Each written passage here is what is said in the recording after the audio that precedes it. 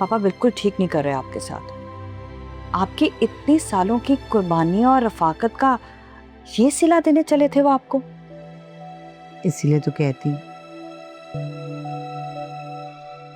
कि औरत को किसी मर्द का भरोसा नहीं करना चाहिए, और ना ही उसके जाने का दुख और गम। मर्द बहुत बड़ा धोखेबाज होता है, बस सिर्फ उसे मौका चाहिए होता है चीटिंग का। ठीक कह रही हैं आप। अब आप अरहम को ही देख लें, हर वक्त सिर्फ अपनी माँ और बहन के पीछे लगे रहते हैं। मुझे तो कभी इंपॉर्टेंस दी ही नहीं उन लोगों ने। छोड़ दो उसे, भूल जाओ। जिसने तुम्हारी परवाह नहीं की, उसके लिए तुम भी अपने आंसू और लम्हे जाया मत करो।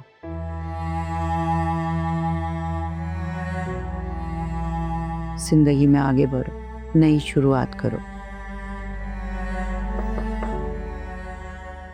बेगम साहिबा बाहर ज़ारून पापा आए हैं, उनके साथ एक लड़की भी है। लड़की? मामा, यकीनन ये वही लड़की होगी जिसके साथ ज़ारून ने निकाह पढ़ाया है। चलें, अच्छे से खबर लेते हैं उसकी चल के। नहीं, कोई जरूरत नहीं है जाने की, उसे यहीं भेज दो। मामा, वो ज़ारून के साथ इस घर में आ तो गई है, लेकिन आप अच्छे से मजा चखाइएगा उसे। आने तो दो और देखती जाओ।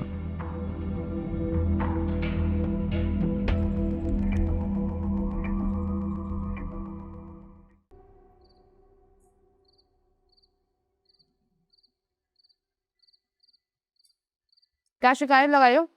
किस बात पे डांट पड़ने वाली है आज मुझे? मुझे क्या जरूरत पड़ी है कि मैं तुम्हारी शिकायतें लगाऊं? ज्यादा बना मत। ये जो तुम आग के इशारे कर रही हो ना भाई को और कोनिया मार रही हो, सब नजर आ रहा है मुझे। तुम तो रोज यही चाहती हो कि भाई मेरी बेइज्जती करते रहे। गरीब को खाना तो खा लेने देती। देख रहे हो तुम कितनी इसकी लल्लो चल रही है। अरे तुम्हारे सामने ही इतना चपड़ चपड़ बोले जा रही है, तुम्हारे पीछे मेरा क्या हाल करती होगी?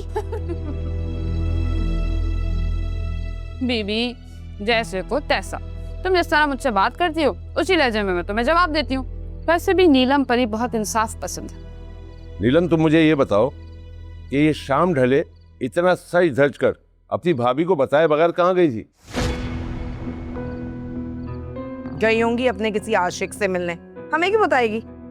भाभी, अगर मेरी जिंदगी में कोई आशिक होता ना तो इस वक्त तुम लोगों के कोसने और ताने ना सुन रही होती यहाँ बैठ के मैं। ये किस अंदाज में बात कर रही हो तुम? तुम्हें इतनी भी गैरत नहीं आ रही कि भाई सामने बैठा और आशिक का नाम ले रही हो? ये फजूल बात पहले भाभी ने शुरू की थी भाई। अगर टोकना है तो इनको टोकें भाई। ये तो मुझसे जैसे बात करती है मैं उसी बात का जवाब देती हूँ। मेरी क्या गलती है? क्यों ना टोकू तुम्हें? अरे क्यों ना टोकू तुम्हें? तुम्हारी जबान की कड़वाहट की वजह से और हर बात का जवाब देने की वजह से तुम्हें कोई पसंद नहीं करता, समझी? अरे नहीं करता तो ना करे। नीलम परी को कौन सी परवाह है? इन्हें परवाह होगी भी क्यों? अब पता है, मुझे कह रही थी कि अब ये शादी भी नहीं करेगी। शादी तो इसे करनी पड़ेगी, बस तुम जल्द से जल्द इसके लिए कोई अच्छा रिश्ता ढूंढो। अरे मैं तो इसके लिए कब से कोशिशें कर रही हूँ, लेकिन इसकी जो ये जबान है और कड़वी कसीली बातें हैं ना, उसकी वजह से हर कोई भाग जाता है। ओ भाभी, जो रिश्ते तुम इस घर में मेरे लिए लाती हो ना, कोई मोटा होता है, कोई ठिगना होता है, कोई काला होता है, कोई गंजा होता है।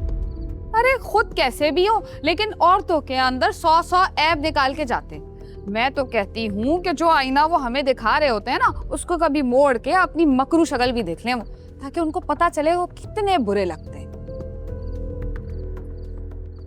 देखा देखा अपनी बहन को, 100 बातें सुना के चली गई, लेकिन ये नहीं बताया कि शाम में कहाँ गई थी।